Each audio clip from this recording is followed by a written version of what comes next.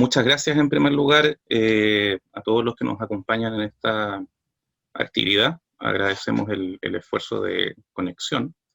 En otras circunstancias empezaría agradeciendo la invitación, pero en estricto rigor formo parte de la escuela que organiza esta actividad, entonces en parte me estaría agradeciendo a mí mismo, lo que sería medio extraño, por lo tanto vamos a omitir esa parte protocolar.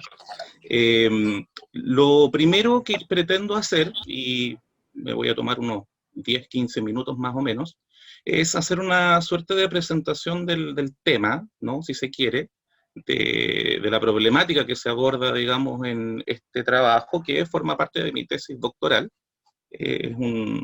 Toma ciertos elementos de este trabajo, y bueno, luego con las preguntas que van a plantear Arista y bueno, con sus mismos comentarios, vamos a tener la ocasión de poder profundizar adicionalmente en algunos aspectos que podemos percibir, ¿no? Voy a proceder a compartir mi pantalla, por lo tanto, ustedes me confirman si esta se ve correctamente. Se supone que ahí estoy con la pantalla compartida, ¿no? Ya. Se ve, Daniel. Perfecto, bueno, entonces empezamos. Algoritmos y políticas, ceder nuestras decisiones políticas a sistemas computacionales. Este trabajo, como les mencioné, recoge parte, digamos, de mi investigación de tesis doctoral, esto en la Escuela de Posgrado de la Facultad de Filosofía y Humanidades de la Universidad de Chile. Tesis en las que he estado trabajando más o menos año y medio, poquito más, ¿no? Voy a partir describiendo una suerte de caso, digamos, algo que nos va a permitir contextualizar el problema que yo intento abordar desde la perspectiva disciplinar que lo hago, que es la filosofía, por supuesto. Este caso tiene que ver fundamentalmente con una elección en Japón, en Tokio, digamos, en un distrito, que es el distrito de Tama, que se realizó el día 15 de abril del año 2018, no hace mucho tiempo, ¿no? Ahí tenemos un mapa donde podemos identificar el distrito de Tama. Bueno, obtuvo el primer lugar este candidato, este señor Hiroyuki Abe, con 34.603 votos, seguido por Takahashi Toshihiko por 4.457, y en tercer lugar salió Michihito Matsuda con 4.013 votos. La verdad es que desde el punto de vista de los resultados de la elección, esto no llamó mucho la atención, pero sí en torno a uno de los participantes causó polémica, por un lado, sorpresa, por otro, y me atrevería a decir incluso que cierto estado de shock. ¿Por qué? Porque fundamentalmente el tercer candidato, el que salió en tercer lugar, Michihito Matsuda, que se presentó, digamos, y obtuvo 4.013 votos, era un programa de inteligencia artificial, que es el que ustedes ven a continuación. Este es el afiche, digamos, de campaña, digamos, ¿no? De este programa de inteligencia artificial, que, reitero, salió tercero, obtuvo 4.013 votos, digamos, ¿no? En esta elección. Y este programa, digamos, fue resultado de la iniciativa de estos dos señores que están acá, ¿no? Uno vinculado a la empresa SoftBank y el otro a Google Japón, un ex empleado de Google Japón, ¿no? Como les comento, fue una elección que generó bastante revuelo, digamos, generó bastante impacto. Ustedes colocan el nombre de este candidato en Google y les van a aparecer, digamos, en toda la prensa internacional notas relativas a lo llamativo que fue, digamos, la participación de este candidato. Acá ustedes pueden ver algunas imágenes, digamos, de la campaña, ¿no? Acá tenemos a los dos contendientes humanos, por así decirlo. El señor de la sonrisa es el señor que finalmente ganó, pero y acá secundado, digamos, por nuestro programa de inteligencia artificial, ustedes lo ven en los afiches ahí, y con un mensaje bien potente, digamos, ¿no? En este cartel, yo para esto me hice asesorar por gente que sabe japonés, digamos, así que puedo comentárselo, puedo compartírselo. Toda esta alusión, digamos, a la detención, el stop, tiene que ver no con detener la corrupción. Ese fue como un poco el eslogan de campaña, ¿no? O sea, este programa artificial está en condiciones de comprometerse a tomar decisiones, digamos, apegadas a la norma, apegadas a la ley, por supuesto, pero también apegadas a la ética, y de alguna manera desarrollar un gobierno, si se quiere, probo, ¿no? Y eso puede garantizarlo por su condición de inteligencia artificial. Eso se explotó mucho en la campaña, ¿no?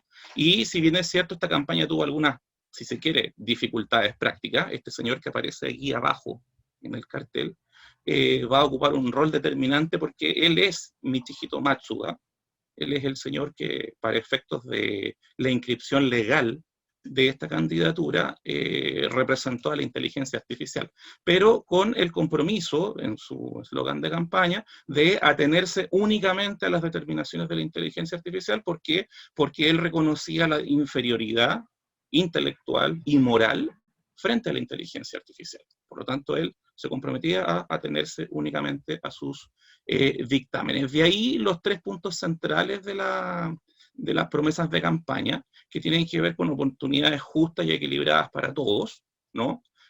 Analizar las peticiones de los ciudadanos, desglosando estadísticamente los aspectos positivos y negativos, para que en el fondo fuera a partir de ese criterio la toma de decisión y no de otro tipo de adhesión, y además el ser capaz de encontrar la mejor solución cuando surjan conflictos de interés similares, en este caso, a los deseos de los ciudadanos y, en el fondo, a actuar en consecuencia. Por lo tanto, a partir de este hecho, que puede parecer muy llamativo, nosotros nos aproximamos a la tesis de fondo que se nos está planteando, digamos, en este punto de vista, y es que una toma de decisiones políticas programada con algoritmos, basada, digamos, en el análisis de datos, puede de alguna manera, ese es el planteamiento de este punto de vista, digamos, puede resolver de mejor forma los problemas de la relación entre ética y política, que tanto la experiencia concreta ha demostrado, como también ciertas lecturas filosóficas. Hay ciertos autores que hacen notar la dificultad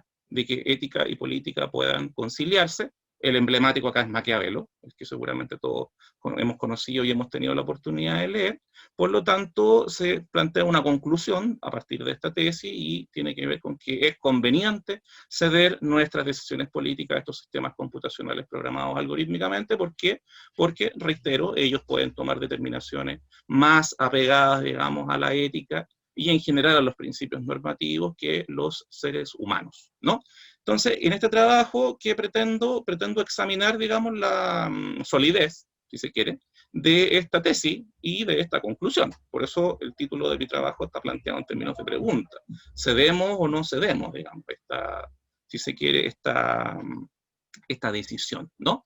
Hay 2 puntos a considerar que, vuelvo a insistir, yo solo los voy a presentar de manera macro porque quiero que el detalle surja a partir de las preguntas y los comentarios. Creo que esa es la forma en la que le vamos a sacar más partido a esto. Primer detalle, hay efectivamente hoy por hoy un uso creciente de sistemas computacionales programados con algoritmos para la toma de decisiones en una amplia gama, digamos, una amplia gama de ámbitos. Eso está hoy.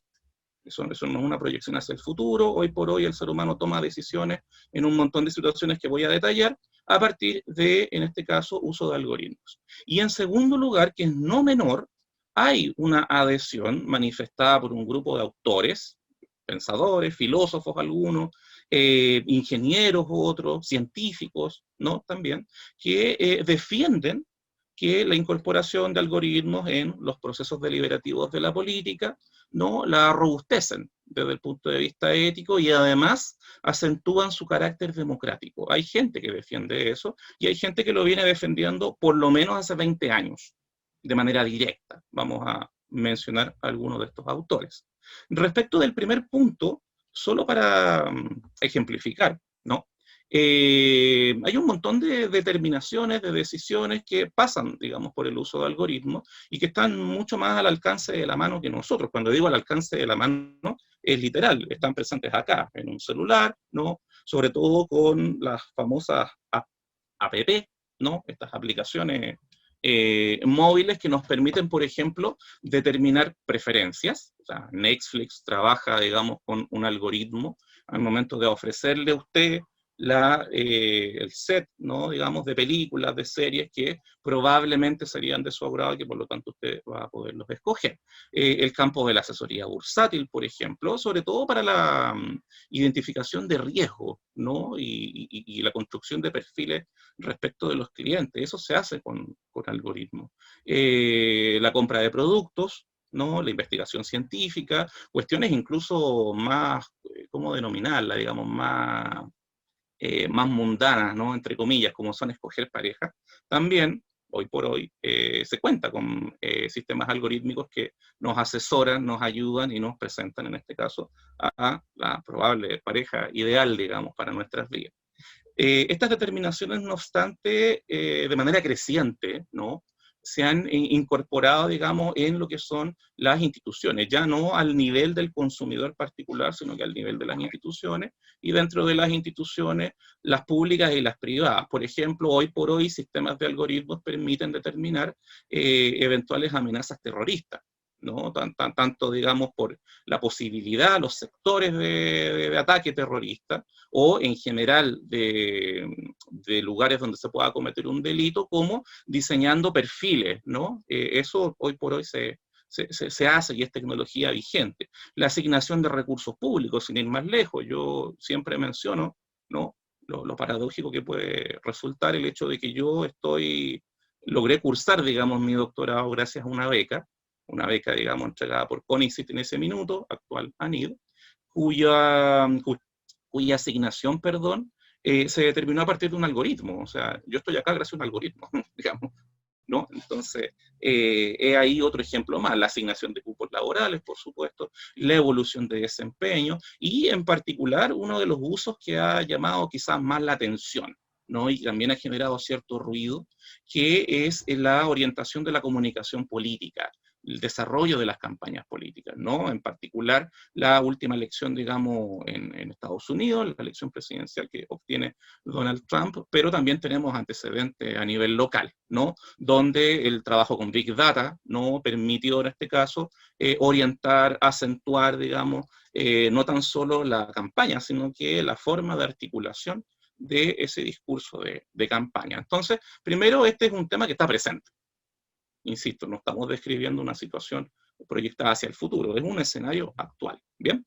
Respecto del segundo punto que yo mencionaba, hay efectivamente un número importante de autores que, claro, ven esto con ojos críticos, ¿no? Temerosos, digamos, por los efectos que pueda producir, pero también están presentes un grupo de autores que lo defienden, y lo defienden desde el punto de vista que robustece, digamos, el uso de algoritmos en la toma de decisiones, el fondo ético de dichas determinaciones. Para esto, o para entender esto, un poco para encuadrarlo, es que surge no hace mucho, estamos hablando más o menos 7 años aproximadamente, de manera ya formal, un concepto que es el concepto de algocracia, ¿no? La algocracia como una noción, un concepto que da cuenta del poder político que estarían ejerciendo, en este caso, los algoritmos. Esta teorización de la algocracia a través del concepto, fundamentalmente la desarrollan estas dos personas que están acá, el señor Annich y el señor Danaher, ambos filósofos, Annich desde la sociología específicamente, y ambos críticos de la algocracia, ¿no? La teorización más acabada del concepto es desde el punto de vista de los críticos. Y ellos que intentan aludir, en este caso con la algocracia, básicamente un tipo de gobernanza que se encuentra estructurado, organizado a partir de sistemas algorítmicos programados por computadora, que básicamente lo que hacen es el procesamiento de datos que permiten la toma de decisión, ¿no? No están hablando de una inteligencia artificial que tome las decisiones a nombre de una autoridad humana, pero sí que procesan todos los datos y que de alguna manera le entregan a la autoridad humana una serie de alternativas para que él vaya y determine, tome la decisión, ¿no? Le entrega, digamos, como este conjunto de opciones. Bien. De esa modalidad de gobernanza, hay autores que, como les señalé, se van a manifestar como partidarios. Yo les voy a comentar de manera muy sucinta los argumentos a favor para que después de esto nosotros ya entremos, si se quiere, a la discusión más teórica respecto de las implicancias. Uno de los personajes que va a estar muy emparentado, digamos, con esta idea, con este concepto de algocracia, es el señor Nick Bostrom. Nick Bostrom es el principal referente de los últimos 20 años de la corriente conocida con el nombre de transhumanismo, ¿no? Él, a principios de este siglo, escribe un texto que se convierte en bestseller, que es Superinteligencia, ¿no? Ese es el nombre en español, y él de alguna manera hace notar las ventajas de una superinteligencia a cargo, digamos, de la gestión política, de la gestión administrativa del Estado. Dentro de las ventajas que él hace notar, por ejemplo, nos va a mencionar que todo lo que son los tiempos de la burocracia, evidentemente se reducirían, por lo tanto habría una eficiencia mayor, ¿no? Siento un micrófono por ahí. Ya, perfecto. Entonces, como les decía, habría una eficiencia mayor, digamos, de los recursos públicos por cuanto una inteligencia artificial programada con algoritmos puede procesar los datos a una velocidad y en un volumen, además, mucho mayor que a un ser humano, ¿no? Tim Wu es otro de los personajes que también se va a manifestar partidario de esta forma de gobierno, destacando un concepto interesante que lo comparto para que lo discutamos, por supuesto, que es la idea de neutralidad tecnológica, ¿no? Esto vamos a ver que se conecta con tradiciones filosóficas, ¿no? Bastante anteriores, esto de que la tecnología es neutral, ¿no? ¿Por qué? Porque básicamente entendemos la tecnología como una herramienta, es un instrumento. Por ende, los efectos de este instrumento pasan por quien lo utiliza, digamos, ¿no? El ser humano en este caso, que es el que utiliza el instrumento, es el que asume la responsabilidad de los efectos de su uso y no la herramienta en sí. Entonces, hay un atributo, digamos, de la tecnología que es su condición neutral. Neutral desde el punto de vista político, neutral desde el punto de vista incluso moral. Dentro de esta galería de personajes hay un autor chileno, ¿no? Que esto también no deja de ser interesante compartirlo, César Hidalgo. Él es físico, de hecho, está más bien vinculado, digamos, con las ciencias duras, y él va a trabajar y va a defender, de hecho en una charla TED lo hizo hace un par de años atrás, el concepto de democracia aumentada, ¿no? Esta posibilidad de que una inteligencia artificial pueda procesar todos los puntos de vista que los votantes puedan manifestar en una suerte de página web, ¿no? Donde podamos completar en una ficha web, ¿ya? Todo lo que son nuestras preferencias políticas, valóricas, culturales incluso, y que esta especie de ficha se convierta en este concepto que está acá abajo, en esta suerte como de gemelo digital, ¿no? Por lo tanto, una inteligencia artificial que tiene la capacidad, reitero, de procesar un volumen de información mucho mayor, digamos, que el entendimiento humano, sí podría examinar todos esos perfiles, estos gemelos digitales que tendríamos cada uno de nosotros en la web y tomar decisiones considerando esas preferencias, digamos, esos puntos de vista. ¿Bien? Tarleton Gillespie es otro autor que nos va a defender un poco esta forma de gobierno desde el punto de vista de que el espacio público virtual presenta características democráticas mucho más acentuadas que el espacio público no virtual, vamos a llamarlo de esa forma. Esa es la perspectiva del autor.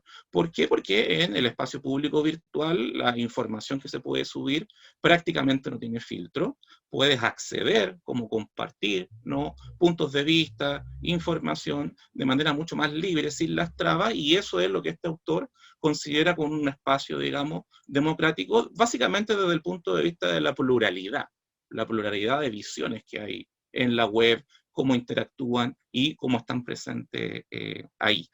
De forma más parcial, no de forma tan entusiasta, estos dos últimos autores también van a hacer notar que, por ejemplo, los algoritmos en general y todo lo que es el trabajo de tecnología computacional presentaría una objetividad, una imparcialidad y por ende la eliminación de sesgos que están presentes en la deliberación humana.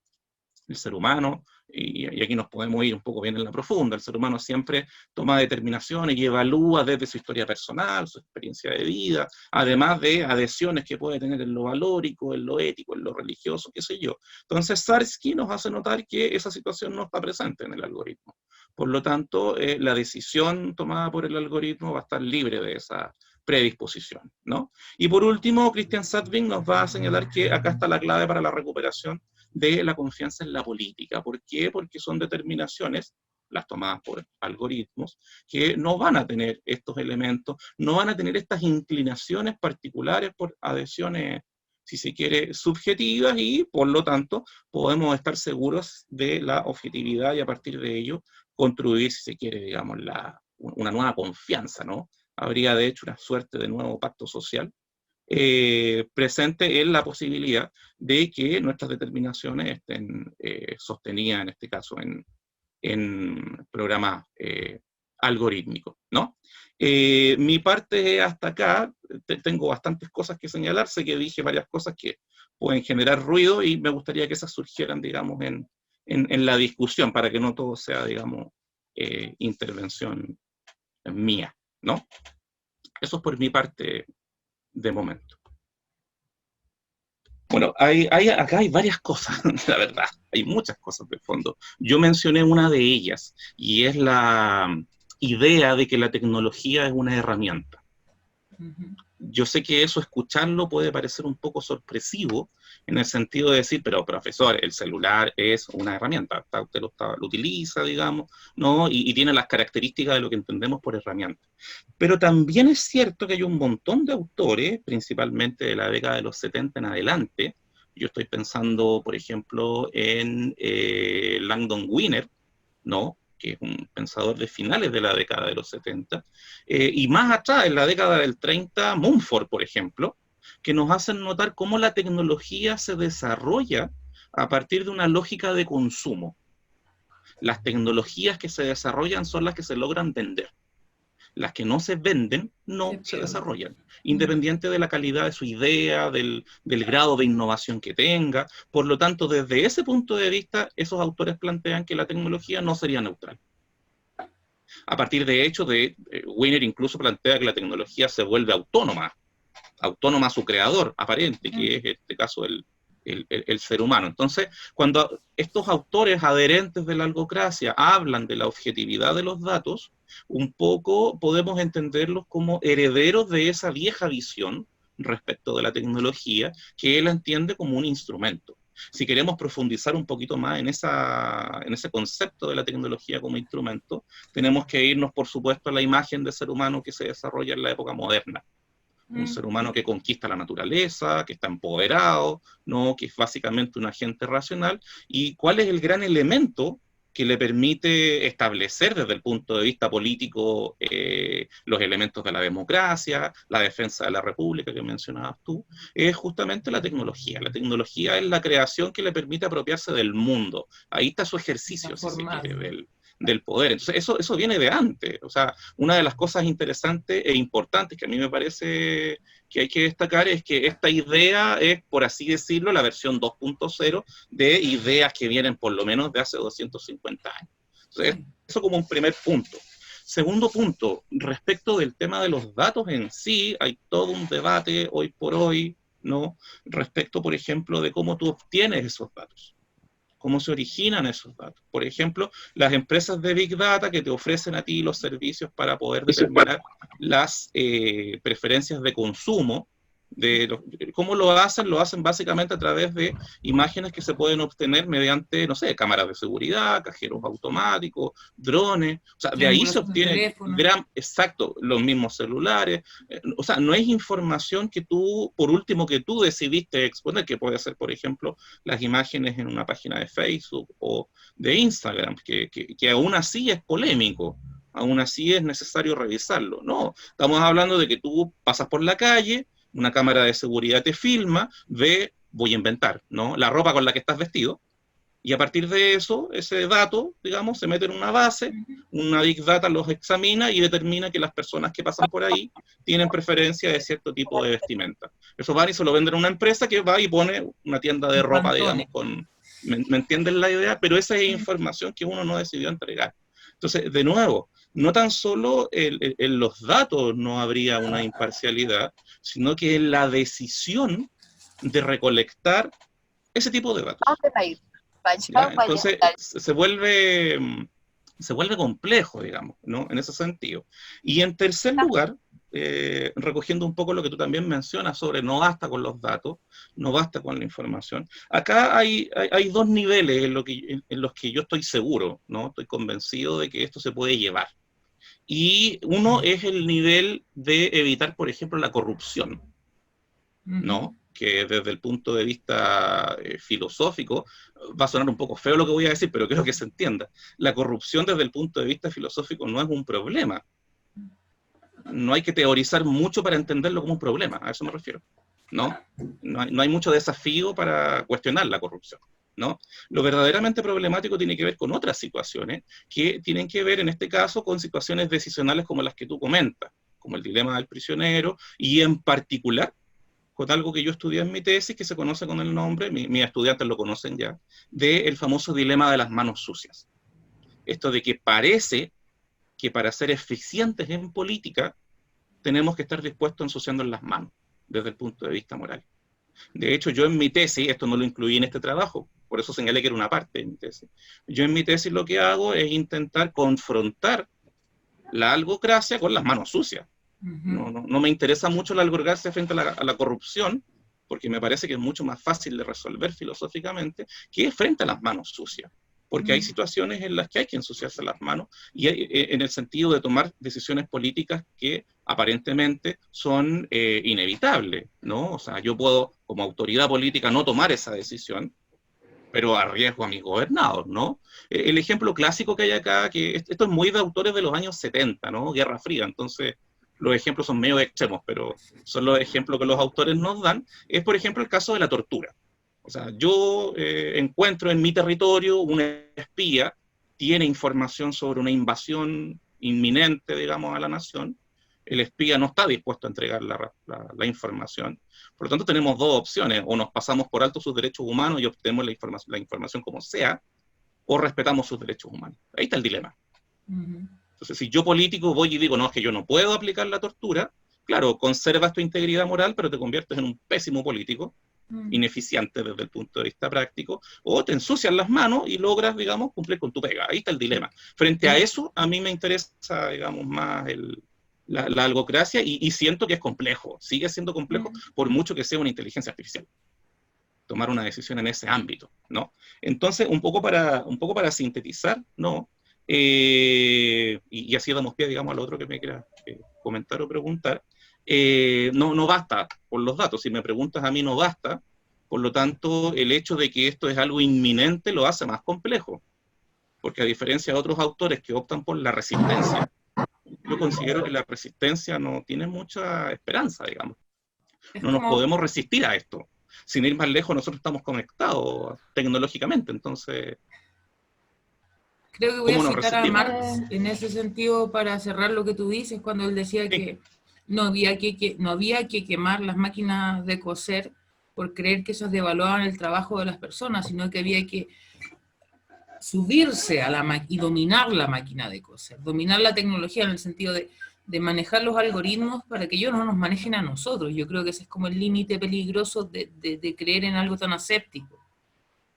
Sí, de hecho ahí la pregunta es cómo los legitimamos. Creo que esa es la pregunta. No descartarlos, no ceder, sino que cómo los hacemos legítimos. Y eso, además, y de nuevo, esto es muy amplio, ¿no? Nos lleva finalmente a qué política queremos. O sea, ¿cuál es la política con la que nos vamos a quedar? ¿Una política eficiente, que solo queda en la eficiencia? ¿O una política que, por ejemplo, entiende en el diálogo, en la pluralidad, sus características? O sea, creo que eso es lo... Yo creo que es un punto crítico de la algocracia, por cuanto estos autores adherentes de la algocracia nos invitan a una modificación sustancial de la participación. No tan solo de la participación de los ciudadanos, sino que también del ejercicio del poder de parte de las autoridades, ¿no? ¿Qué es lo que estamos cediendo? Creo que esa es la pregunta. ¿Qué es lo que cedemos al confiar en los algoritmos para la toma de decisiones políticas? Cedemos básicamente el proceso de la toma de decisión. Y ojo con mis manos, ¿no? La información que está previa, ¿no? La podemos conocer.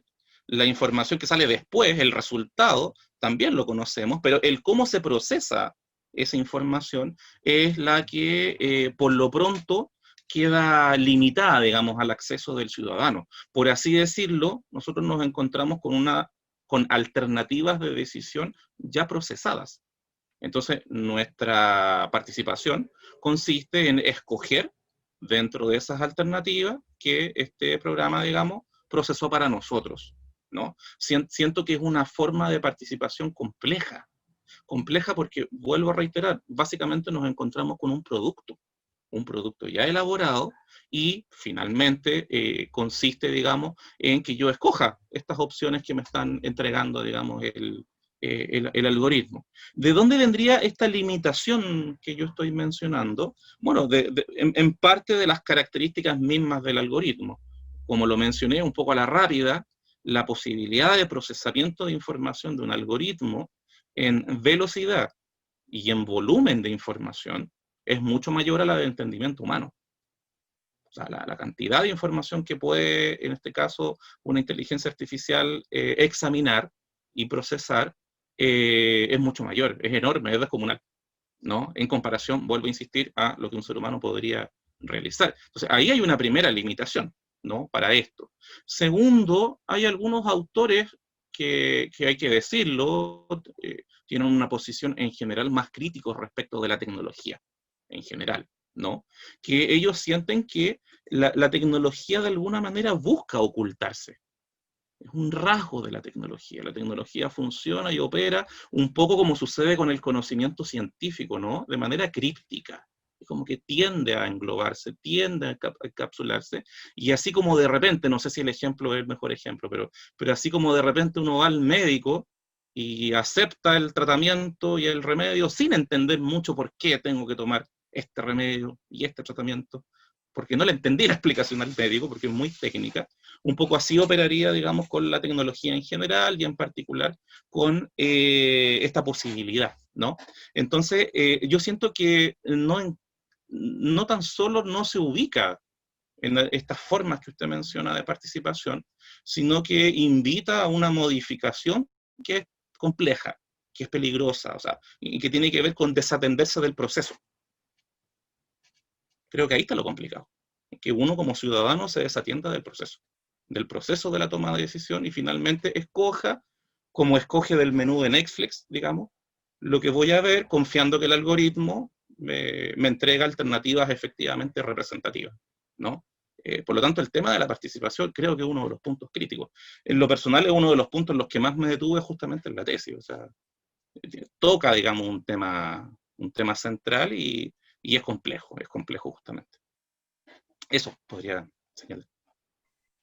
Muchas gracias, profesor. Profesora Susana. Vuelvo. Voy a tomar de Carolina. Pregunta.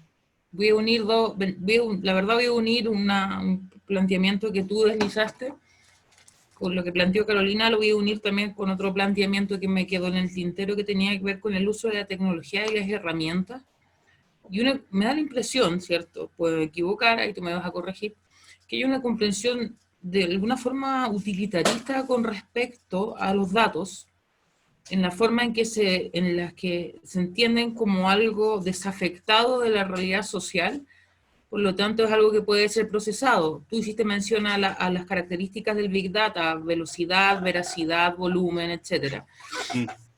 Entonces, yo pensaba, claro, el Big Data funciona, para la gente que no conoce el Big Data funciona como una gran caja negra que procesa información y la entrega, como explicaba muy bien Daniel, procesada. Por lo tanto, uno se pierde la opacidad, citándote a ti, sí, se pierde el procesamiento de los datos. Entonces tú no sabes cómo llegaste a esa decisión que tomó el algoritmo.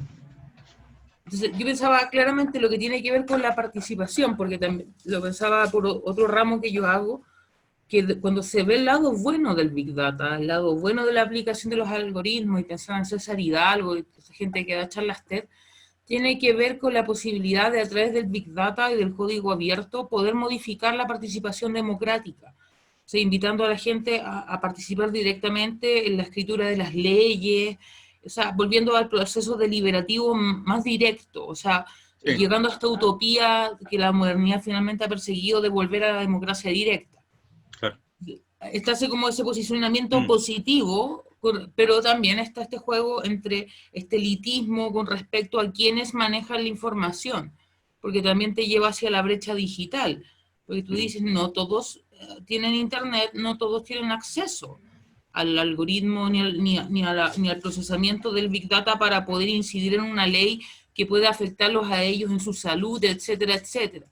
Entonces yo pensaba, ¿cómo la teoría y cómo lo que tú planteas se hace cargo de ese problema? O sea, del problema de que volvemos a que los datos tienen valor, y hay personas y valoraciones detrás de los datos, y si los datos están procesados por intereses, pero al mismo tiempo pueden mejorar la participación, eso es muy interesante la atención, porque pueden abrirnos el camino por fin hacia procesos deliberativos o asambleas, o sea, pues esto posibilita un montón de opciones. De hecho, la contability, acá aparece un montón de dimensiones súper interesantes que mejoran la democracia, pero que al mismo tiempo problematizan, porque yo quería también, me encantó esa pregunta que hiciste, ¿qué cedemos? Porque yo me quedé pensando, claro, cuando uno es súper automático, uno desde que da el root en la farmacia, en el supermercado, hasta los datos que manejan todas las aplicaciones sobre ti, o sea, tiene que ver con eso, porque es gracioso, que tanto estamos dispuestos a ceder por la democracia, pero que tanto estamos dispuestos a ceder por fin de mes, por ganar unos puntos en el supermercado. Entonces, es como la gran pregunta finalmente que yo me hago y siento que tiene que ver con eso. No sé si me corriges en lo del utilitarismo o es una percepción mía que está basada en mis preferencias intelectuales, pero me da como esa impresión con respecto a la posición de la tecnología. Sí, Como, bueno, la coincidencia teórica entre corrientes utilitaristas, liberales, y de raíz empirista incluso, positivista incluso, existe, digamos, pertenecen a una misma tradición cultural filosófica que es la anglosajona, y yo lo digo desde la más absoluta, ¿cómo decirlo? No, sin demonizar, digamos, el liberalismo, para nada, digamos. Creo que ese no es el punto. Creo que el punto es entender qué está en juego, qué es lo que sucede y después evaluar, digamos. Eso es como lo primero, ¿no? Y en ese sentido, yo siento que un poco lo que está acá presente, y el transhumanismo es la corriente que quizás más lo ejemplifica, es tenemos la posibilidad de alcanzar la perfección, el mejoramiento, pero renunciando a algo. En el caso del transhumanismo, tú a través del uso de los artefactos tecnológicos, yo estoy hablando del transhumanismo más duro, que es el de los años 70, el de Bostrom es un poco más moderado, pero estoy hablando, digamos, del primero, digamos, que empieza a surgir en Estados Unidos. Para ello está la posibilidad de superar la muerte. La tecnología permite la superación de la muerte y en general el ser humano busca superar el límite. Yo estoy con este artefacto delante de mis ojos, que es un artefacto técnico que permite superar una limitación que yo tengo, que en este caso tiene que ver con la visión. Entonces, el transhumanista de alguna forma utiliza ese ejemplo como para señalar que una tendencia humana es la superación de sus limitaciones, y dentro de esas limitaciones la mayor vendría a ser la muerte, ¿no? Y ahí tenemos la ciencia en algún momento va a lograr eso, ¿no? Y frente a esa posibilidad es que tenemos que tomar una determinación. Si eso significa abandonar una condición humana, lo que entendemos por humanidad, para trascender transhumanismo, de ahí un poco el concepto, esa es la determinación y eso es lo que está en juego. ¿Qué es lo que nos ofrecería la tecnología? La posibilidad de una política sin errores morales. ¿Qué es lo que tenemos que hacer? Ceder. ¿Ceder en qué? En nuestro conocimiento del procesamiento de las decisiones. Ese es el tema. Esa es la tensión, eso es lo que está en juego. ¿Qué creo yo que hay que hacer? Soy profe de filosofía, así que a nadie le va a sorprender que yo creo que hay que pensar. Primero, ¿qué política queremos? ¿Esa es la política que queremos? ¿Qué entendemos por política? ¿No? Y finalmente, ¿qué imagen de ser humano está de fondo también? ¿No? Porque en esta idea de la herramienta hay una imagen del ser humano. Y una de las máximas de la filosofía política, en toda teoría política hay subyacente una imagen del ser humano. En todas las corrientes, en todas. Lo que la sostiene, digamos, detrás.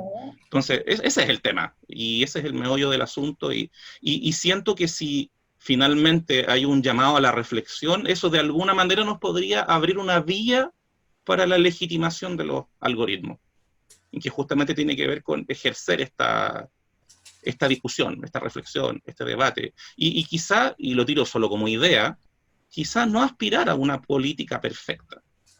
¿Por qué tendría que ser perfecta la política? ¿O por qué asociar la perfección moral con la política? O sea, esas son las cuestiones que, insisto, vale la pena revisar, creo yo, Y por lo menos desde la vereda disciplinar de la que estoy yo, que es básicamente una posición de las humanidades, ¿no? Más que de una ciencia social, invita, digamos, y entiende que hay que hacerlo, lo entiende como algo necesario y perentorio.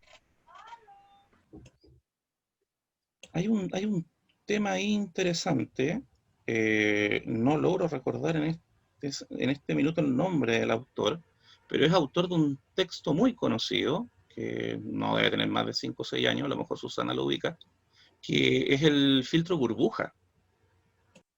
¿Ya? ¿Qué es esto del filtro burbuja? Tiene que ver básicamente con que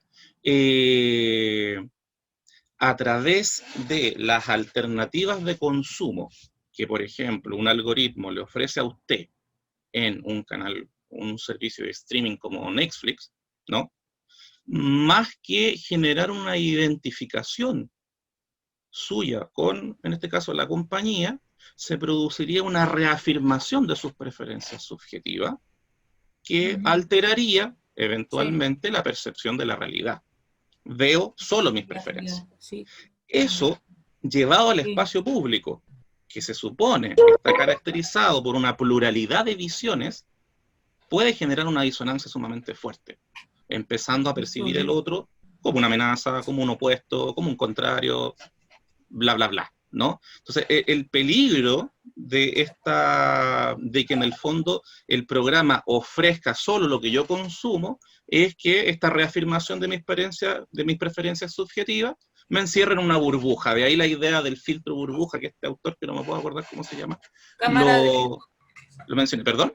Cámaras de eco, también así le llaman Sí, otros autores. sí, de hecho yo por ahí tengo el libro, pero Eli Pariser, ahí está, Eli Pariser, perdón, que tengo el libro ahí, aproveché de revisarlo rapidito. Entonces, ese es un problema de fondo que, vuelvo a insistir, puede alterar la percepción de la realidad, y eso puede ser muy chocante al momento de interactuar en el espacio público. Por lo tanto, de nuevo, siento yo que más que beneficiar la participación, es la participación lo que podría abrir un camino de legitimación. Y cuando hablo de participación, es de una participación, en primer lugar, de una reflexión, ¿no? De un debate. Lo que estamos haciendo acá un poco aporta a ello, ¿no? En el sentido de, claro, tomo el celular y verlo, digamos, con otros ojos, no para rechazarlo, no para aceptarlo ciegamente, pero sí para revisarlo, en el sentido de darle vuelta, finalmente, ¿no? Y creo que ahí está lo central. Por eso, también un poco para abordar lo que mencionaba Susana sobre qué hacemos con esto, hay muchos autores que hablan esto es súper teórico, sí, ¿no? Hablan de la perspectiva de la democracia deliberativa, o sea, las modalidades a la Habermas, ¿no?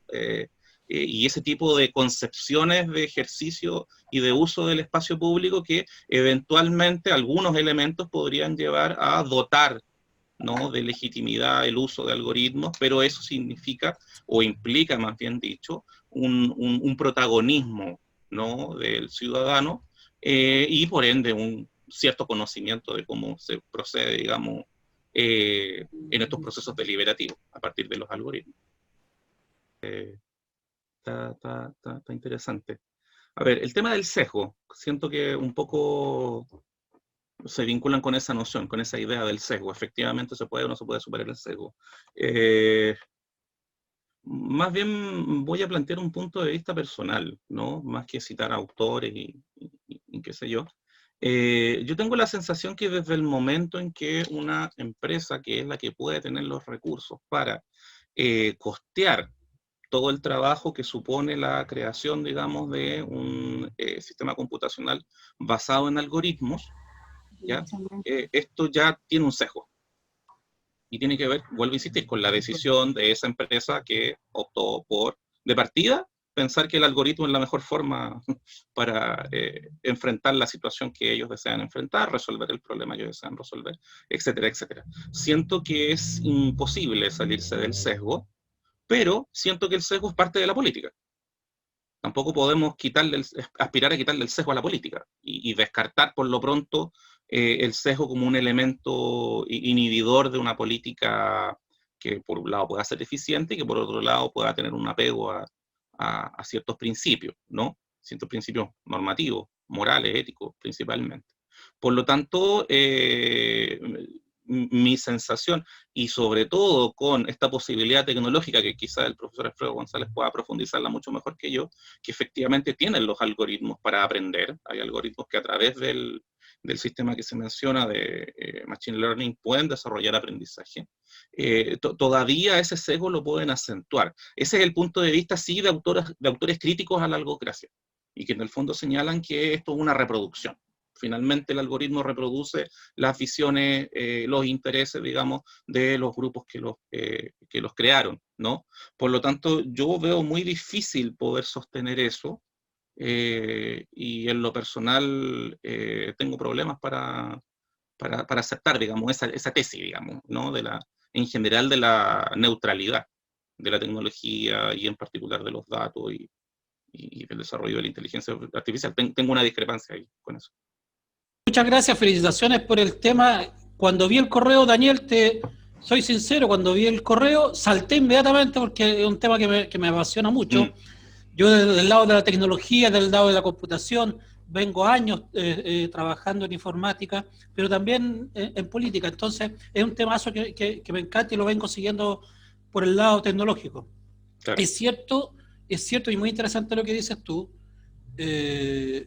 No había visto las perspectivas que tú estabas planteando junto con Susana y los comentarios. Yo, oye, súper agradecido de esta presentación. Y solamente agregar algo. Los algoritmos están presentes hoy día y han influenciado también en elecciones que ya han ocurrido, como ustedes conocen ya en las elecciones de Estados Unidos, en las elecciones de Guyana, el año 2015. Incluso se ha comentado que en la elección en la que ganó Piñera, la primera elección que ganó, bueno, cuando ganó Piñera, también hubo una influencia a través de las redes sociales para que la gente no fuera a votar, que los políticos eran una porquería, que aquí, que allá, pero en definitiva una influencia de alguna forma de los algoritmos presentes en las redes sociales que influenciaron a que hubiera mucha gente que no fuera a votar. Y eso finalmente favoreció a uno de los candidatos. Lo mismo que había pasado en Guyana el 2015. De otra forma también los algoritmos están influenciando hoy día en esta elección para el plebiscito del próximo domingo, de una u otra forma. ¿Por qué? Porque los algoritmos en Twitter, por ejemplo en Twitter, los algoritmos de Twitter, lo que hacen es lo que precisamente tú decías recién de la burbuja. Twitter lo que hace es mostrar tus intereses y los explota y los aumenta y los amplifica de cierta manera y de tal forma que terminas, como tú bien decías recién y también lo señalaba Susana, que termina produciendo que uno ve al que opina distinto como un enemigo. Ahí hay un peligro terrible, porque Twitter lo que hace con este algoritmo es potenciar, ¿no es cierto?, tus propios intereses. Hagan un ejercicio. Yo a Pilar, por ejemplo, creo que se lo había comentado. Hagan el ejercicio ustedes, pongan en Twitter o pongan en Google, pónganse a buscar algún tema que ustedes jamás han buscado, por ejemplo, motores diésel, por ejemplo. Ponen en Google motores diésel, estén una tarde buscando sobre motores diésel en Google. En Twitter pongan motores diésel. Al día siguiente yo les doy por asegurado que van a empezar a aparecer comentarios, noticias e incluso personas humanas que hicieron un comentario sobre el motor diésel RG4 y les va a aparecer en su Twitter, en su perfil. Y ustedes no van a saber por qué me aparece esto. Eso produce que si yo tiro una noticia falsa sobre cualquier tema, los seguidores míos que les interesa van a empezar a poner me gusta, me gusta, me gusta, y el resto van a decir, oye, este gallo está poniendo me gusta, tiene muchos comentarios positivos, chum, pum, al día siguiente en las noticias, en Bienvenidos a Todos, van a estar comentando la noticia, que en el fondo era una noticia falsa. Ahí están trabajando los algoritmos. Hoy día los algoritmos de Google, de Facebook, de Twitter, están trabajando, están operando, y se están... No sé si se están manipulando, no puedo decirlo si se están manipulando, pero los datos están.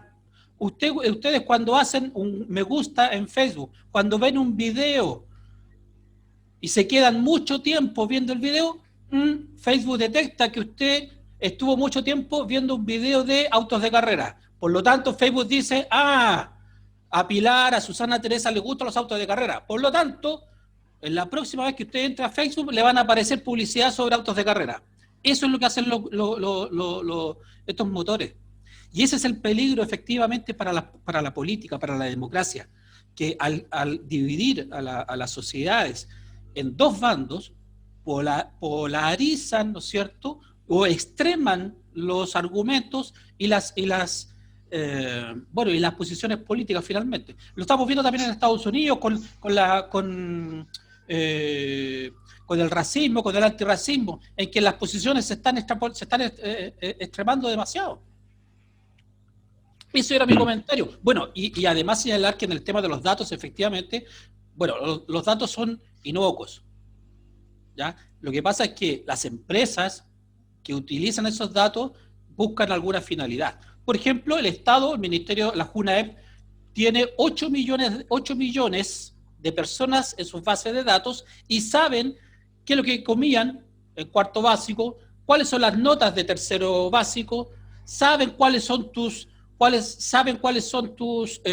notas de cuarto a quinto, octavo, séptimo, si tuviste alguna enfermedad, porque te acuerdas que en la JUNAEP también registran tus atenciones médicas cuando fuiste al doctor. También saben cuáles son los alimentos que comiste, saben qué comiste en la JUNAEP. En el Ministerio de Educación tienen la información de tu enseñanza media, de tu enseñanza universitaria. Toda esa información está. El Estado no la usa de alguna u otra forma porque hay que proteger la privacidad de los datos. Pero otras empresas como Google, como Facebook, pues, logran capturar la información que a ti te gusta y en base a eso hacer modelos psicológicos de qué es lo que te afecta, qué es lo que no te afecta. Ese es el peligro para la democracia, yo creo, estimado Daniel. Bueno, de algún modo hemos abordado estas preguntas de manera mucho más general, así que ahora vamos a tener la posibilidad de acentuar algunas cosas. Respecto del primer punto, le voy a pedir que me eche una mano después para recordarme las otras dos. Ultra tecnologizar, bueno, depende de la imagen que tenemos de la tecnología. La aspiración a la ultra tecnologización va de la mano con la confianza que yo tengo de la tecnología. Y eso también va de la mano con, por ejemplo, si yo tengo la sensación de que puedo controlar dicha tecnología, ¿no? O sea, a priori, si tengo el convencimiento de que la tecnología es una herramienta y que esa herramienta es capaz de ser controlada por mí de manera indefinida, podemos ultra tecnologizar. Parece que no hay peligro. Entonces, va muy de la mano con eso. O sea, ¿por qué estamos ultra tecnologizando entonces? ¿Qué imagen tenemos? Sí, el punto es que estamos empezando a ver a la tecnología como un garante de valores que tradicionalmente estaban más bien asociados con el espacio político, como un garante, por ejemplo, de objetividad, por ejemplo, como un garante de imparcialidad. Y a propósito de lo que dijo el profesor Alfredo, quizás lo que hay que revisar es si estos atributos de la tecnología o estos atributos de los datos, de la información, por ahí alguien escribió la información es neutra, son esas características, son extrapolables al uso de la tecnología, al uso de los datos, ¿no? Al empleo de esta información. Creo que ahí hay una barrera, una separación que establecer y en torno a la cual acometer una reflexión. Una cosa, por así decirlo, son los datos y otra cosa es el uso. Si al uso le damos las mismas características de objetividad, de neutralidad, de imparcialidad que le estamos entregando a la información, quizás por eso estamos ultra tecnologizando. ¿Por qué? Porque tenemos la idea de que esta tecnología tiene esos atributos y se convierte en un garante. Y en un garante que se nos invita a confiar de manera ciega, ¿no? Que eso es el otro detalle interesante. Alcancé a notar que la otra pregunta tenía que ver con el acceso universal a la web, algo así. Sí, el Internet, respecto ¿Ya? a las decisiones políticas gubernamentales. A ver, una cosa es el acceso a la información y otra cosa es el conocimiento de esa información. Yo tengo un ejemplo que a lo mejor no sé si es el mejor, pero a partir del rotulado de los alimentos hay una serie de información disponible para la ciudadanía que nos indica el porcentaje de, no sé, calorías, azúcar, sodio y qué sé yo. Pregunta mía, porque no lo sé. Pregunta, ¿la ciudadanía tiene el conocimiento de ese tipo de información nutricional, científica, llamémosle de alguna manera, como para poder discriminar y, por ejemplo, tomar una bebida y decir, ah, no, esto tiene 2 de sodio, a diferencia de esta que tiene 1 de sodio, por lo tanto yo tomo mi decisión. La información ahí es pública. La información está al alcance. La pregunta mía es si esa información es comprensible.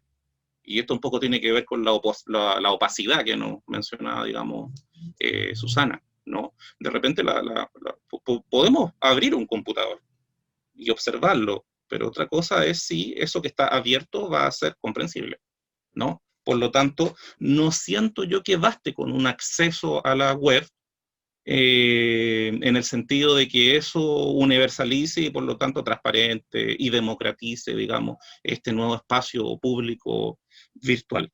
El pasado siempre nos da lecciones bien interesantes, ¿no? Y bueno, mis alumnos lo saben, yo tengo un gusto y un amor tremendo por el mundo clásico, por el mundo griego, ¿no? Y si hay algo que nos enseñó la democracia ateniense, es que no basta con la apertura de los espacios públicos de participación.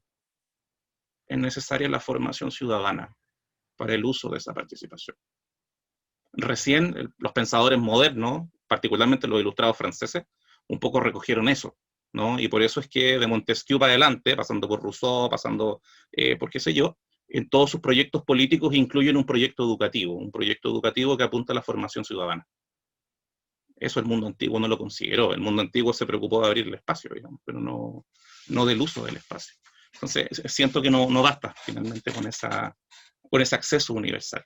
Y la tercera pregunta no la recuerdo. Ofrezco las disculpas. Una inteligencia artificial, si se acordaría. Dice que esta reafirmación por la exposición selectiva podría ser uno de los factores de la polarización política de los votantes.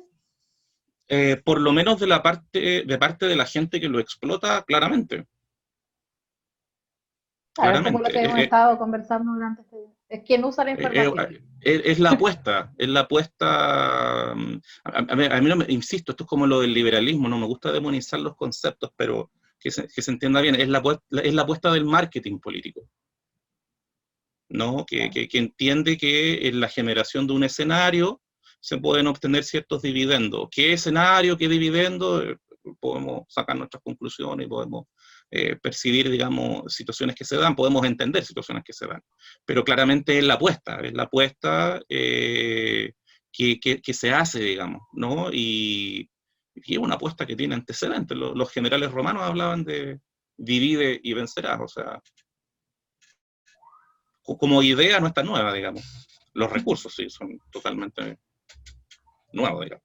Agradezco brevemente, sobre todo la paciencia, ¿no? El área de la filosofía tiene mucho de conceptualización teórica y de repente eso como que agota un poco, pero les agradezco mucho la recepción en ese sentido, así que espero que nos encontremos en una próxima oportunidad, probablemente a través de medios tecnológicos, que es lo más paradójico.